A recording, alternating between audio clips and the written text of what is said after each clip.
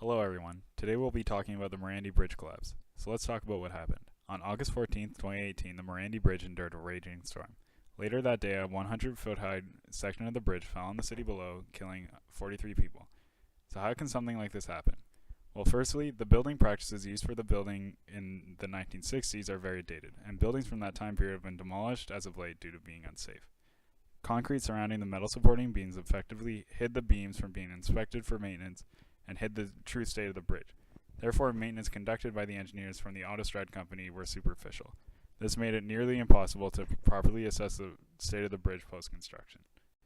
When examining the case of the Morandi Bridge collapse, we have to rely on the guidelines of tort law. For those who might not recall, tort law requires three key principles to be proven.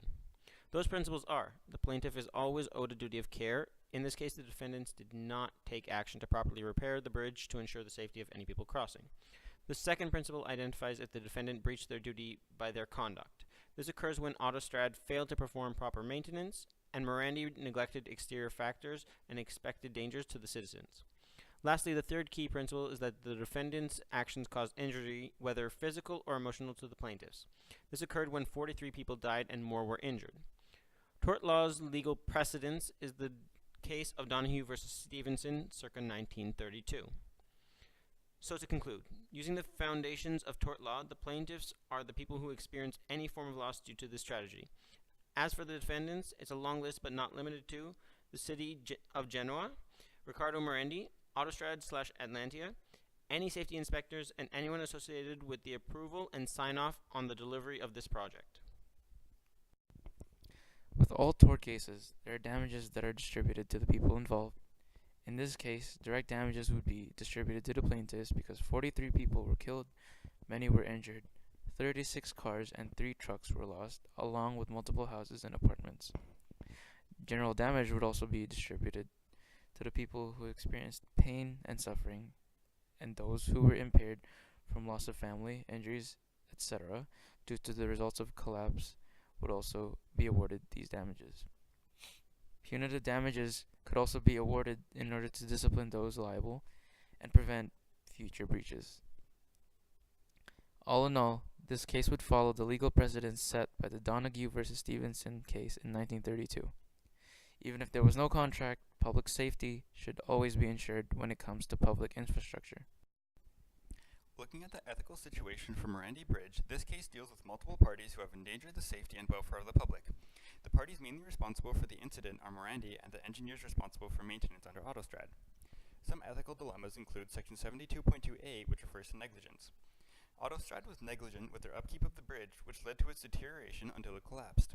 Section 72.2b and 77.2i talk about providing reasonable provision towards the protection of the public, which were violated by Morandi and Autostrad. Morandi had built a bridge which was deteriorating since the beginning, and Autostrad did not perform sufficient maintenance. In both cases, they should have done more work to fix the issues to ensure public safety. Section 72.2d covers failing to follow standards. When Morandi built the bridge, he used inferior material that led to the deterioration of the cables. There are 3 options that Autostrad and external engineers could have taken. Autostrad engineers could have escalated the issue internally to try to conduct proper maintenance of the bridge. If that does not work, they could leave an anonymous tip to local regulatory engineering bodies. The second option would be for external engineers to leak information to the public to get issues resolved without risking their jobs.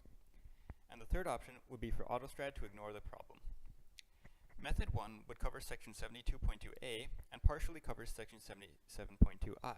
This is because by doing this, Autostrad engineers will show that they are not negligent and that they are upholding public safety. Method 2 would address the fundamental concerns. However, the engineers are expected to hold high ethical ground and give the company the opportunity to respond, as per Section 77.1i, fairness to associates. Method 3, which is what happened, solved none of these issues and resulted in the death of 43 people. Overall, parties should have done an extension of Method 1. Autostrad engineers should have brought the issue up with the company and explained the consequences of not doing sufficient maintenance. If that did not work, they should have either gone higher up within the company or brought the issue directly to proper regulatory bodies. Doing this could cause the loss of their jobs, so they could have hired lawyers to protect themselves.